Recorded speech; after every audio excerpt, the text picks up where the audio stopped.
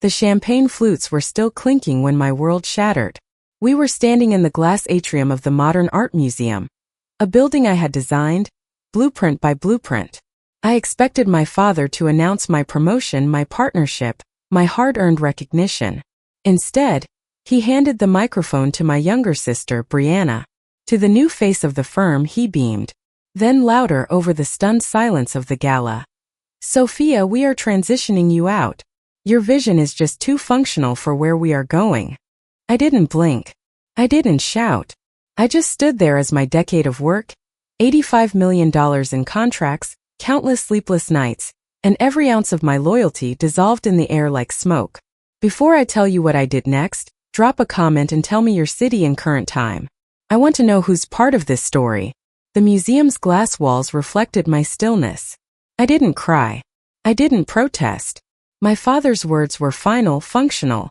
As if keeping buildings standing was less glamorous than Instagram-worthy facades.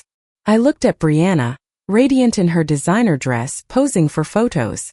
She was the image my father wanted. I was the tool he had used to build the pedestal she now stood on. 10 years earlier, my father's landscaping company was failing, drowning in debt. He was brilliant with plants but hopeless with logistics. I was 22, fresh out of architecture school, full of sustainable design ideas and loyalty. I didn't step in as an employee, I stepped in as a savior. 80-hour weeks, weekends buried in mud, fighting bureaucracy, navigating city permits. I built the foundation of this empire. I integrated solar panels into heritage buildings. I secured complex green permits. I drafted our first eco-project that put us on the map. My father loved the results, the awards, magazine covers, influx of cash, but never connected the success to my labor. To him it was his genius. Brianna became his trophy, his photogenic legacy. I was invisible.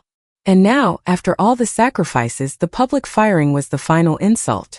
I looked at my father one last time. He wasn't seeing me. He was watching Brianna. He had chosen the image over the substance, and he had made a fatal mistake. Because a building is only as strong as its foundation, and I was that foundation. I turned, walking away, not in shame but in clarity.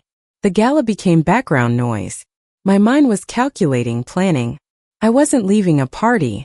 I was leaving a life, taking the foundation with me. At the podium I didn't scream. I didn't beg. Instead, I pulled out a small, heavy box wrapped in silver paper. A vintage compass I had tracked down for his birthday. "Happy birthday, Dad," I said. My voice steady. He smiled, relieved. He thought it was peace offering. He thought he had one. I didn't correct him. I turned and walked out into the night. No valet. No looking back. Just 3 blocks of clicking heels on pavement. A rhythmic countdown to freedom. I drove straight to the office. Midnight. My keycard swiped for the last time. The building was silent, bathed in blue security lights. I walked past the reception, past the awards Brianna accepted, into my office. I didn't pack photos, plants, or chairs. I went for the only things that mattered: my architectural licenses, state certifications, master builder permits, personal hard drives containing proprietary green tech patents. These were the engine of the Ferrari. Take them and the car stops. I boxed them, locked the door, and walked away carrying the weight of $85 million in contracts. The demolition had begun. The next morning my phone exploded with missed calls and frantic texts. Brianna posted a selfie. New era, new vision. Goodbye to the rigid old ways. No one knew the reality. Legal compliance, structural integrity, the work that kept the roof standing. My father left a voicemail. "Sophia, I expect you Monday to train your sister. Don't be ungrateful." I deleted it. 4 years, I was the invisible pillar holding up their legacy. Now, the pillar walked out. My apartment wasn't a mansion. It was mine, sturdy, real. For the first time, I wasn't afraid of losing their approval. I texted my lawyer. "It's time." And I waited. The next morning, the city felt sharper, clearer, as if it knew I had crossed a line. I didn't go to the office. I didn't answer the phone. I didn't check email. Instead, I drove straight to Vance & Associates, the city's most ruthless contract law firm. Mr. Vance, leather chair, sharp smile, sharper mind, looked up from his tablet. "We have everything." I asked. Everything, he confirmed, tapping a thick file. Termination notices for the major clients are drafted. Resignation letter citing constructive dismissal is ready. Fraud report for green tech billing. I nodded. File it with the state attorney general. Let's push the button. By 9 a.m., while Brianna likely sipped a celebratory latte and Dad prepared to give a speech about the firm's new vision, 3 courier bikes delivered legally binding notices to our largest clients. Contracts immediately null and void. Without me, the lead architect named in key person clauses, the firm had no legal right to operate. By 9:30, alerts from industry news sites lit up my phone. Major eco project halted. Contract dispute rocks local firm. Lead architect departs, company in crisis. $85 million in future revenue evaporated. But the real coup wasn't financial. It was legal leverage. Without a licensed lead architect, the firm couldn't operate. The roof was metaphorically and legally falling in. Mr. Vance glanced up. The city inspector just issued a stop work order for the downtown high-rise. They tried to file updates without a valid architect stamp. I nodded slowly. It's done then. Not quite, he said, a glint in his eye. Your father called. He wants a meeting. Claims a misunderstanding. I smiled cold sharp. Tell him I'm busy. Tell him I'm building something new. And tell him to check his insurance policy. Chaos was inevitable. Brianna called 3 times in 10 minutes, high-pitched, panicked. The city inspector is here. He's red-tagging the construction sites. You have to do something. I didn't respond. The satisfaction wasn't warm. It was cold, precise, surgical. Mr. Vance continued, almost as an afterthought. Insurance just pulled their policy. Operating without a licensed architect violates terms. Retroactive to your firing. I nodded again. My architectural license wasn't just paper. It was the keystone of their liability coverage.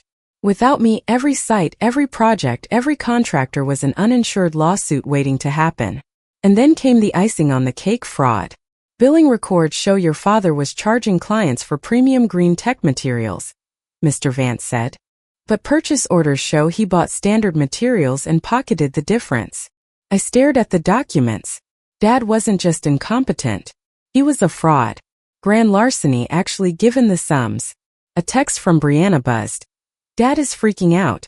We're going to lose the house. Please, Sophia, come back. I looked at it. Cold. Detached.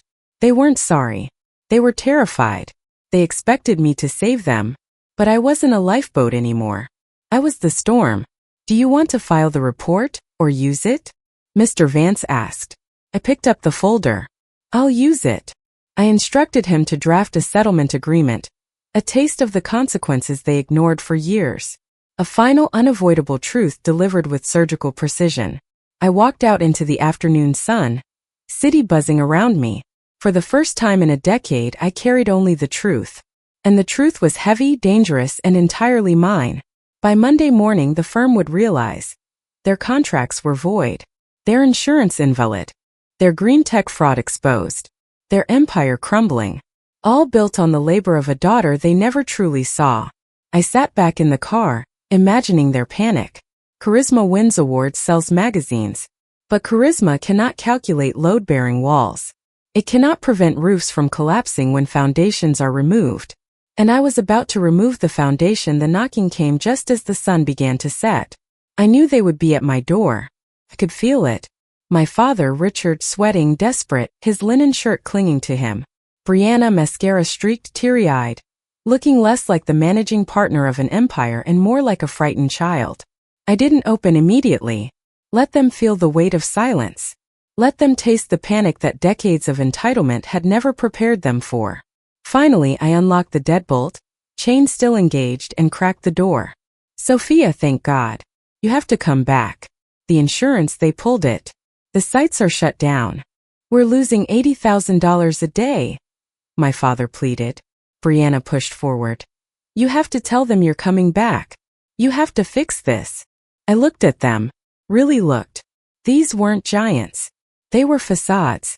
Empty suits standing on a foundation built by my work, my endurance, my loyalty. And now the foundation was gone. I can't fix it, I said calmly. Remember, I was transitioned out. Richard's face crumpled. Sophia, please. We can make you partner. Give you anything. Just sign the insurance papers. I slid the envelope across the gap in the door. Brianna's hands trembled as she opened it.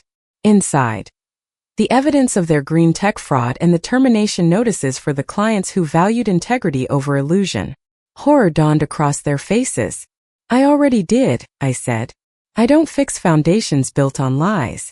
I condemn them. I closed the door. Deadbolt. Chain. Silence. The fallout was swift and brutal. The firm collapsed under lawsuits, fraud investigations, and client abandonments. Richard sold his house, liquidated assets, and retired to a small rental with nothing left but a tarnished reputation. Brianna inherited a title with no company to run. Her influencer career? Tainted. As for me, I launched Structure and Soul, a boutique firm dedicated to honest, sustainable architecture. I brought clients who valued substance over image, who cared about the work, not the brand. 6 months later, I stood in the atrium of my first solo project. A community center built with real green tech and honest materials. Sunlight streamed through the glass ceiling, illuminating every visible beam, every structural element. It wasn't just a building. It was a testament, a reminder. You cannot build a legacy on a stolen foundation. I looked at the structure I had created. I didn't feel vengeance burning. I felt satisfaction. Revenge isn't destruction. It's construction. The best way to defeat those who try to bury you isn't to dig a grave. It's to grow something so strong, so undeniable, that they have no choice but to look up. I was the planter of my own future. The harvest had only just begun.